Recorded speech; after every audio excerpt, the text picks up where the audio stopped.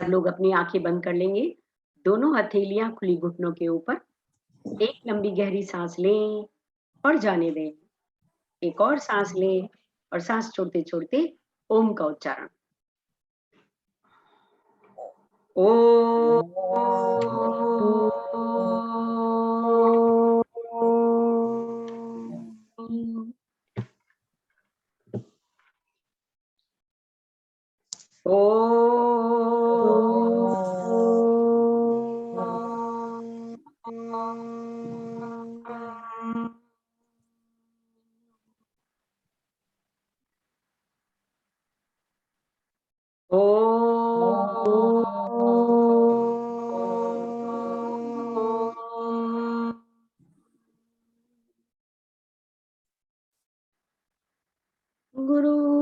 गुरुर्ब्रह्मा गुरुर्विष्णु गुरुर्देवो महेश्वरा गुरुर्साक्षात् परं ब्रह्म तस्मै श्री गुरुवे नमः। ओम शांति शांति शांति। जय गुरुदेव। और आज हम करेंगे 11वां अध्याय शुरू।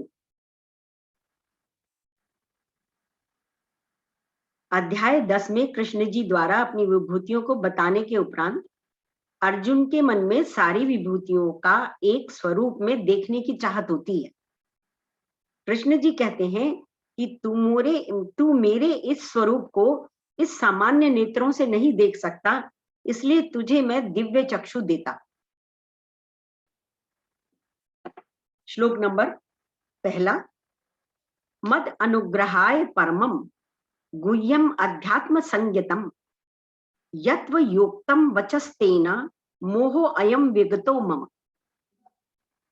हे अर्जुन, मुझ पर अनुग्रह करने के लिए आपने जो अर्जुन बोले कि मुझ पर अनुग्रह करने के लिए आपने जो परम गोपनीय अध्यात्म विषयक वचन अर्थात उपदेश कहा, उससे मेरा यह अज्ञान नष्ट हो गया। कि मतलब उसने मान लिया कि आप बहुत बड़े परमेश्वर भगवान हैं। By that speech of the supreme secret known as Adhyatma, which you have spoken out of compassion for me, this delusion of mine is dispelled. गुरु का एकमात्र उद्देश्य होता है ज्ञान द्वारा अपने शिष्य को संसार से मुक्त करना। गुरु का एकमात्र उद्देश्य होता है ज्ञान द्वारा अपने शिष्य को संसार से मुक्त करना। केवल संसार से नहीं, अपितु गुरु स्वयं से भी मुक्त कर देता है। यही गुरु की अनुकंपा है। गुरु माता पिता से भी श्रेष्ठ है, क्योंकि माता पिता तो अपना बंधन डालते हैं, परंतु गुरु अपने आप से भी मुक्त करना चाहता है। अर्जुन का यह वचन कि आपने मुझ पर अनुकंपा की तथा इन वचनों के कारण मेरा मोह नष्ट हो गया, यह बात पूर्णतः सत्य नहीं है, किंतु अर्जुन सत्य के पथ पर चल पड़ा, इसलिए एक दिन परम तक पहुंचेगा ही नहीं। परम गोपनीय का अर्थ इस संसार इस प्रकार से ले सकते हैं कि जो संज्ञान अर्जुन को मिला वह आज भी पूरी दुनिया में बहुत कम लोगों को प्राप्त है। लोगों में इस ज्ञान को प्राप्त करने की अभी दृढ़ इच्छा भी तो नहीं हुई है। जिस भी मनुष्य में जिस भी समय मुमुक्षु तत्व अर्थात दृढ़ इच्छा जागृत होती है, तभी दुनिया के किसी भी कोने में वह क्यों ना हो, उसे परम ज्ञान मिलेगा ही। शक्कर खोर को शक्कर, शराबी को शराब, जुआरी को जुआ, सत्संगी को सत्संग मिल ही जाता है। दूसरा श्लोक।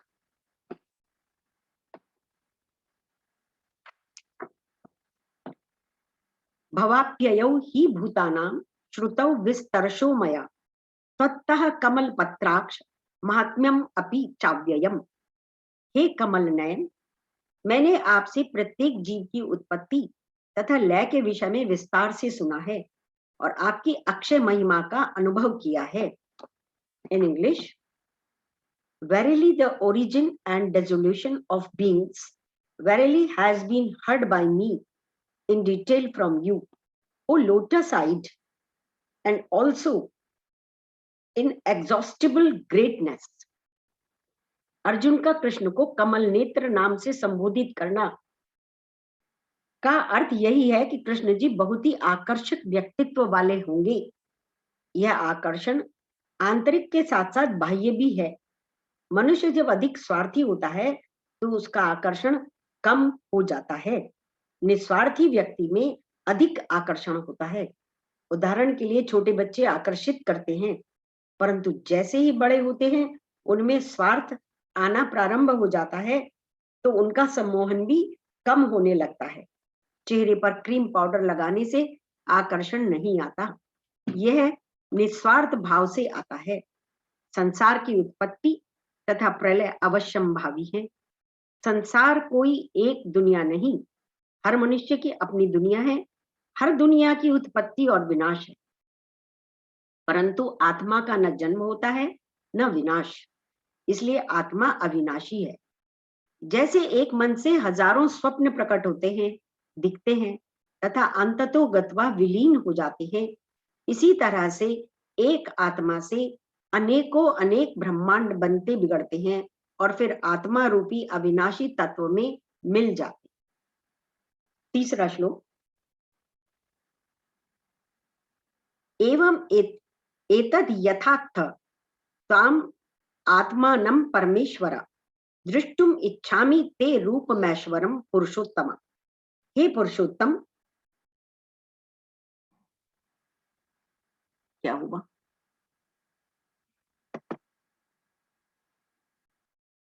सब है वहां पर?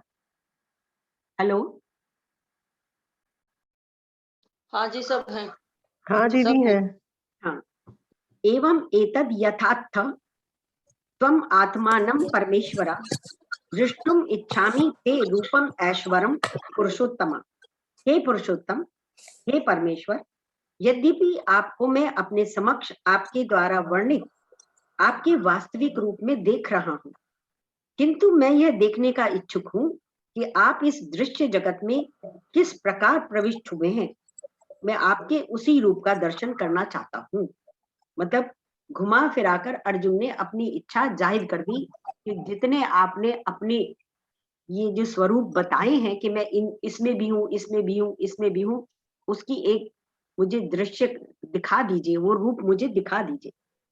ओ Parameshwara, it is just as you have declared yourself, I desire to see your supreme form, O Purushottama. इस श्लोक में अर्जुन कृष्ण जी को त्वम कहकर संबोधित कर रहा है। यहाँ त्वम शब्द मित्रवाचक नहीं अपितु भगवान वाचक। जब भगवान से आपकी बहुत इंटीमेसी सी होती है, आप बात करते हैं तो आप कह के बात नहीं करते, आप बात तू और तुम कह के बात करते हैं। भगवान को हम तुम और तू से ही संबोधित करते हैं। हे पुरुषोत्तम, हे परमेश्वर, तुमने मुझे स्वयं ही विश्व रूप के बारे में बताया, समझाया है। अब मैं तुम्हारे विश्व रूप, ऐश्वर्य रूप को देखना चाहता हूँ। बात मात्र यह सोचने की है कि मनुष्य किसी वस्तु को कब देखना चाहता है, या तो बहुत उत्साहित हो तब, या और जब वह अविश्वसनीय हो तब। अर्जुन इस समय दोनों स्थितियों में है। वह शब्दों के आवरण में अपने अविश्वास को प्रकट कर रहा है। अब विश्वास नहीं हो रहा है कि हर चीज में भगवान कैसे हो सकते हैं। श्लोक नंबर 4, मन्य से यदि त्वचक्यम मया दृष्टुम इति प्रभु योगेश्वर ततो मे त्वम दर्शयात्म म व्यययम। हे प्रभु, हे योगेश्वर, यदि आप सोचते हैं कि मैं आपके विश्व रूप को देखने में समर्थ हो सकता हूं, तो कृपा करके मुझे अपना असीम विश्व रूप दिखलाइए। In English, O lord, if you think it is possible for me to see your imperishable self, then show me thus, Yogeshwar. वो मुझे दिखाइए योगेश्वर। गीता जी में निराकार भक्ति ही अधिक हुई है, परंतु अध्याय 10 और 11 में साकार भक्ति का अधिक प्रभाव है। हमने पिछले 10वें अध्याय में भी देखा कि वो अपना स्वरूप बता रहे हैं हर चीज में, और अब 11 में तो विराट रूप के दर्शन की बात हो ही रही है, इसमें साकार भक्ति आ गई है।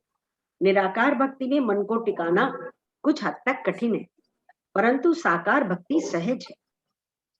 निराकार भक्ति में मन यदि परिपक्व न हो तो निद्रा तथा आलस की तरफ फिसल जाता है।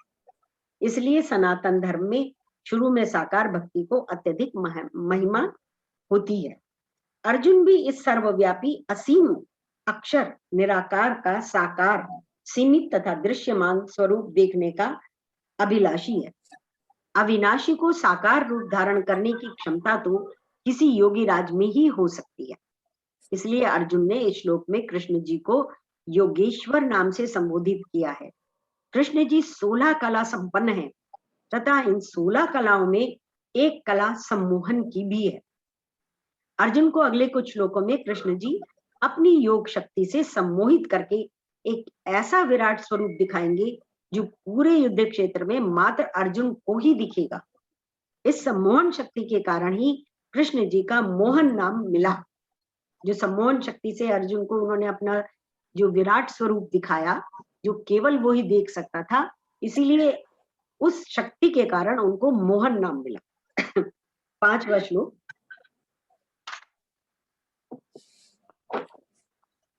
पश्चिम में पार्थ रूपाणी शतशो अथा सहस्रसा नाना विधानी दिव्यानी नाना वर्णाकृतिनी च। हे अर्जुन, हे पार्थ, अब तुम मेरे ऐश्वर्य को सैकड़ों हजारों प्रकार के दैवी तथा विविध रंगों वाले रूपों को देखो। In English, the blessed Lord said, "Behold, O Parth, in hundreds and thousands my divine forms of different kinds and of various colors and shapes." अलौकिक तथा आश्चर्यजनक वस्तु, व्यक्ति तथा स्थिति इत्यादि दिव्य होती है, परंतु अध्याय में कृष्ण जी ने अपनी दिव्य विभूतियों के विषय में बताया। अब इस अध्याय में सैकड़ों हजारों रूपों को दिखाएंगे। कुरुक्षेत्र के युद्ध से पहले श्री कृष्ण जी यशोदा माँ के मुख के भीतर पूरा ब्रह्मांड दिखा चुके हैं। अपने विश्व रूप का थोड़ा सा नमूना राज्यसभा में भी दिखाया, जब दुर्योधन ने कहा था बांध लो इस ग्वाले को। मैसेज लेके गए थे जब राज्यसभा में, तो कहा था बांध लो इस ग्वाले को, तब भी इन्होंने अपना थोड़ा सा रूप दिखाया था। अर्जुन ने तो मात्र ऐश्वर्य रूप दिखाने की इच्छा प्रकट की थी, परंतु उसे उससे भी बहुत अधिक मिला। पर जितना अर्जुन को प्राप्त हुआ उतना वह संभाल ना सका। हमारी छोटी से छोटी इच्छा से हमें कितना मिल जाए और अत्यधिक मिलने के उपरांत भी क्या हम सक्षम हैं उसको झेलने को, इसका उत्तर तो आप स्वयं ही दे सकते हैं। हम सोचते कुछ और हैं, महसूस कुछ और करते हैं, बोलते कुछ और हैं और जीवन में होता कुछ और है। अर्जुन ने कभी नहीं सोचा होगा कि मुझे ये रूप देखना पड़ेगा। श्लोक नंबर 6। पश्य आदित्यान वसून रुद्रान अश्विनौ मरुतः तथा बहुनी अदृष्ट्वा पूर्वाणि पश्य आश्चर्याणि भारत। हे भारत, तो तुम आदित्यों, वसुओं, रुद्रों, अश्विनी कुमारों तथा अन्य देवताओं के विभिन्न रूपों को यहाँ देखो। तुम ऐसे अनेक आश्चर्यमय रूपों को देखो जिन्हें पहले किसी ने ना तो कभी देखा है न सुना है। In English, behold Adityas, Vasus, Rudras, Ashwinis, also Marutis. Behold, O Bharat, many wonders never seen before. अध्याय 10 के श्लोक क्रमांक 21 तथा 23 में कृष्ण जी के आदित्यों, वसुओं, रुद्रों, मरुतों के विषय में बताया था। इसी कारण अपने विराट रूप को दिखाने से पहले कृष्ण जी अर्जुन के मन को एक नई यात्रा के लिए तैयार कर रहे हैं। हे अर्जुन, थोड़ी ही देर में तुझे कुछ ऐसा आश्चर्य दिखाऊंगा जिसके बारे में तूने सोचा भी नहीं होगा, तथा आश्चर्य मात्र तू ही देख पाएगा और कोई अन्य इस दिव्य स्वरूप को देखने में सक्षम नहीं होगा। 7वां श्लोक। इह एकस्थम जगत कृत्स्नम पश्चाद्य सचराचरम मम देहे गुणाकेश यत् च अन्य दृष्टुम इच्छसि। हे अर्जुन, तुम जो भी देखना चाहो उसे तत्क्षण मेरे इस शरीर में देखो। तुम इस समय तथा भविष्य में भी जो भी देखना चाहते हो उसको यह विश्व रूप दिखाने वाला है। या एक ही स्थान पर चर अचर सब कुछ है। Now behold here in my body, O Gudakesha, the whole world with the moving and the unmoving centered in one and whatever else you desire to see। Gudakesh अर्थात वह मनुष्य जिसने अपने आलस्य को, निद्रा को वश में कर लिया हो। हे अर्जुन, तू जो गुणाकेश है, अब मेरे दिव्य स्वरूप को देख। संसार चर तथा अचर इत्यादि अनेकों अनेक दिव्य विभूतियों से भरा पड़ा है, परंतु मनुष्य की सोच छोटी है तो सीमित दृष्टि को ही विराट समझ बैठा है। एक बार विराट स्वरूप दिख जाए तो सीमित में नहीं फंसेगा। उदाहरण के लिए, किसी व्यक्ति ने अपने गांव के बाहर कुछ देखा नहीं, उसकी सोच अभी विकसित नहीं हुई, परंतु उसी गांव का एक व्यक्ति दुनिया घूमकर उसका विराट रूप देखकर जब वापस गांव आता है तो उसकी सोच बदली हुई होती है। 8वां श्लोक। ना तू माम शक्यसे द्रष्टुम नेनैव स्वचक्षुषा दिव्यम ददाति ते चक्षु पश्य में योगमैश्वरम। किंतु तुम मुझे अपनी आंखों से नहीं देख सकते, अतः मैं तुम्हें दिव्य आंखें दे रहा हूं। अब मेरे योग ऐश्वर्य को देखो। In English, but you can not see me with these eyes of yours, I give you the divine eye, behold my supreme yoga. दिव्य चक्षुओं के विषय में कई शास्त्रों में चर्चा की जाती है। दिव्य अर्थात अलौकिक चक्षु अर्थात देखने का यंत्र। योग शक्ति के माध्यम से योगी एक साधारण मनुष्य को वह दिखा सकता है जिसे सामान्य नेत्रों से देखना संभव नहीं है। यह शक्ति कई ऋषियों के पास पाई जाती है। जैसे वेदव्यास जी ने संजय को दिव्य चक्षु दिए। यह दिव्य चक्षु धृतराष्ट्र को देना चाहते थे, परंतु उसे अपने पर विश्वास नहीं था, इसलिए संजय को उसने वो दिव्य चक्षु दिलवाई। आज के युग में माइक्रोस्कोप इत्यादि ऐसे अनेक यंत्र हैं जो सामान्य रूप से न दिखने वाली वस्तु को दिखा सकते हैं। एक और यंत्र जिसका नाम वर्चुअल रियलिटी, जिसको अपनी आंखों में लगाने पर आप ऐसा संसार अनुभव कर सकते हैं जो मात्र आपको दिखाई दे रहा है, परंतु वह माइक्रोस्कोप अथवा वर्चुअल रियलिटी यंत्र वैज्ञानिकों को अपनी साधना तथा योग शक्ति के उपरांत मिला। आज जिन्हें हम वैज्ञानिक कहते हैं, उन्हें पहले के योगी कहा जा सकता है। दिव्य चक्षु ज्ञान के उपरांत प्राप्त दिव्य दृष्टि से मिलते हैं। दिव्य दृष्टि साधना, सेवा, भक्ति, ज्ञान तथा ध्यान के उपरांत आती है। उसके बाद आप संसार की वास्तविकता अर्थात माया स्वरूप समझते हैं। परंतु दिव्य चक्षु तो कोई भी योगी दे सकता है, किंतु वह शक्ति क्षणिक होती है। आज के समाज में दिव्य चक्षुओं के अनेक माध्यम है। एक छोटे कॉन्टैक्ट लेंस से लेकर विशाल काय दूरबीन भी दिव्य चक्षु के ही अनेक रूप हैं। अर्जुन ने दिव्य चक्षु प्राप्त करने के लिए सोचा होगा कि मैं अच्छी से अच्छी, सुंदर से सुंदर आकृतियां तथा रूप देखूंगा, परंतु कृष्ण जी की इच्छा क्या थी यह तो वही जानते हैं। 9वां श्लोक।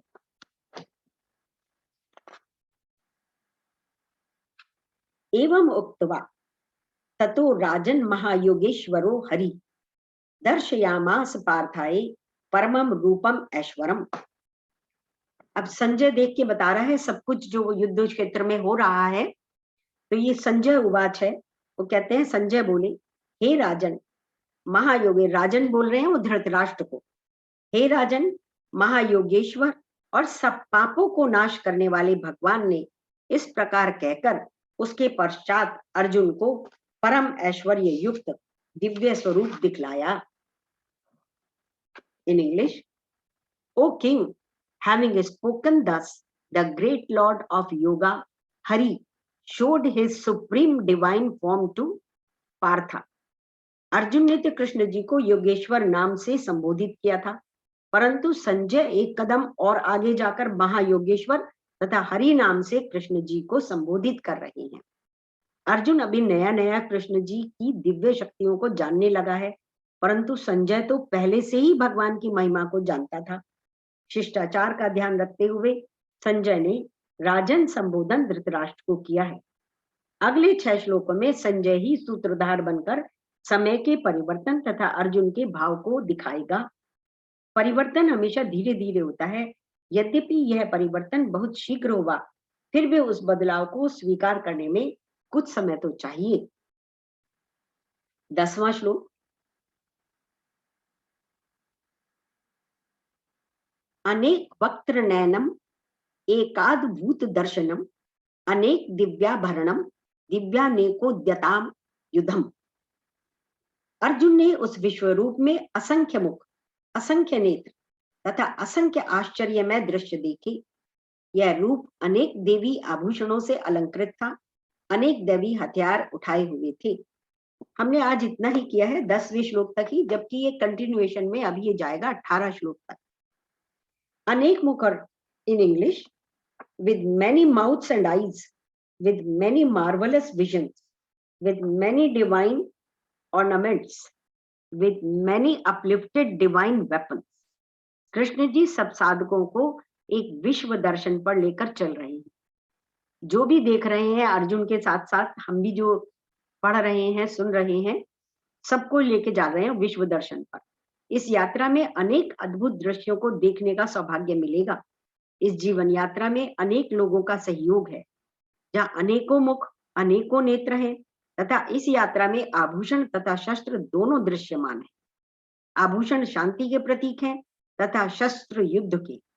हिंदू धर्म में जितने भी देवी देवता हैं, सब शस्त्र तथा आभूषणों से सुशोभित हैं। कहने का तात्पर्य यही है, यह जीवन बड़ा विचित्र है, इसका अपना एक चरित्र है। तथा यह खुद को बताया हुआ, खुद से दिखाया हुआ तथा खुद द्वारा बनाया हुआ विचित्र चलचित्र है। मुख, नेत्र तथा दर्शन प्रतीक हैं। पूरे अनुभव के, किसी भी अनुभव का प्रारंभ दृश्य से होता है। नेत्र तथा मुख प्रतीक हैं सारी ज्ञान इंद्रियों के।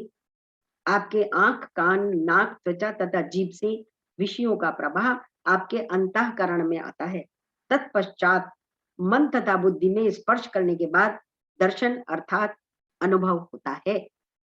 आज के लिए इतना ही।